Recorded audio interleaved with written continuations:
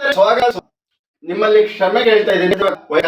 ಆದ್ರೆ ನಿಮ್ಮೊಂದು ವಿಶೇಷ ಸುದ್ದಿಯೊಂದಿಗೆ ಇವತ್ತು ವಿಷಯ ಅಪೂರ್ವ ಸೋದರರು. ವೈಯಕ್ತಿಕ ಬದುಕಿನಲ್ಲಿ ಘಟನೆಗಳು ಇರಲಿ, ವೈಯಕ್ತಿಕ ಬದುಕಿನಲ್ಲಿ ಆರೋಪಗಳಿರಲಿ, ಆದ್ರೆ ಅದನ್ನು ಬಿಟ್ಟು ಅವರಲ್ಲಿರೋ ಒಳ್ಳೆತನ ಸಮಾಜಕ್ಕೆ ಅವರಲ್ಲಿ ಇಬ್ಬರಲ್ಲಿ ಒಂದು ಮೆಸೇಜ್ ಇದೆ.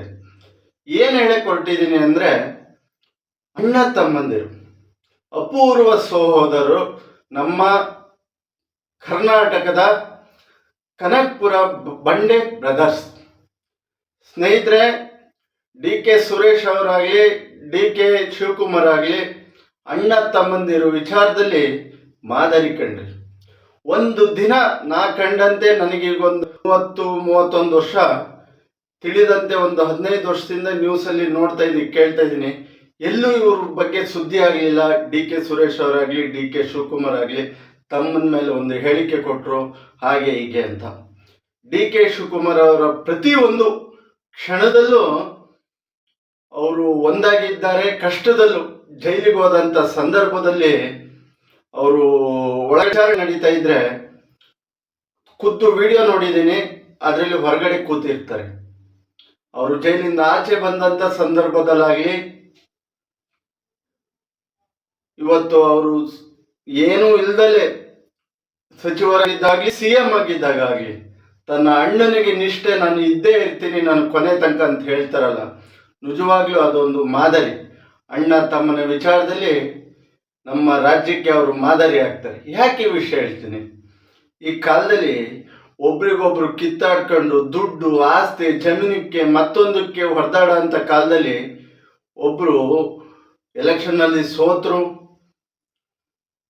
ಆದರೂ ನನ್ನ ಅಣ್ಣನ ನಿಲ್ಲಬೇಕು, ಅಣ್ಣನ ಬಲವಾಗಿ ನಿಲ್ಲಬೇಕು ಅಂತ ನಿಂತು ಮುಖ್ಯಮಂತ್ರಿ ಪಟ್ಟದವರೆಗೂ ಅಣ್ಣನ ಭುಜವಾಗಿ ಬಂದರು. ಕನಕಪುರ ಬಂಡೆ ಸುಮ್ಮನೆ ಆಗಿಲ್ಲ ರೀ.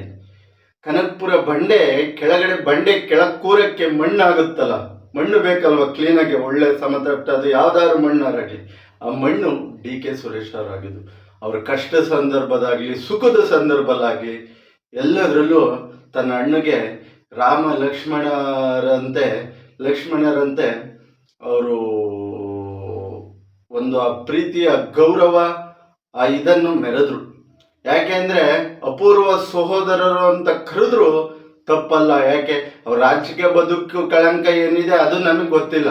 ಆದರೆ ಇವರಿಬ್ರು ಅಣ್ಣ ತಮ್ಮನ ನಿಷ್ಠೆಯನ್ನು 4 ಜನಕ್ಕೆ ಮಾದರಿ ಕಂಡ್ರಿ.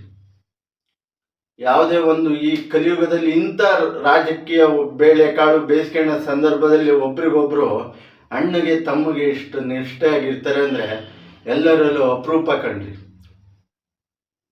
ಅಣ್ಣ ತಮ್ಮದಿರು ನೋಡಿ ಕಲಿಬೇಕು. ಡಿ.ಕೆ. ಬ್ರದರ್ಸ್ನ ತನ್ನ ಅಣ್ಣಗೆ ನಾನು ಹೆಂಗೆ ನಿಷ್ಠೆ ಆಗಿರ್ಬೇಕು ಲಕ್ಷ್ಮಣನ್ ಥರ ಅಂತ ಈ ನಮ್ಮ ಡಿ.ಕೆ. ಸುರೇಶ್ ಅವ್ರನ್ನ ನೋಡಿ ಕಲಿಬೇಕಾಗುತ್ತೆ.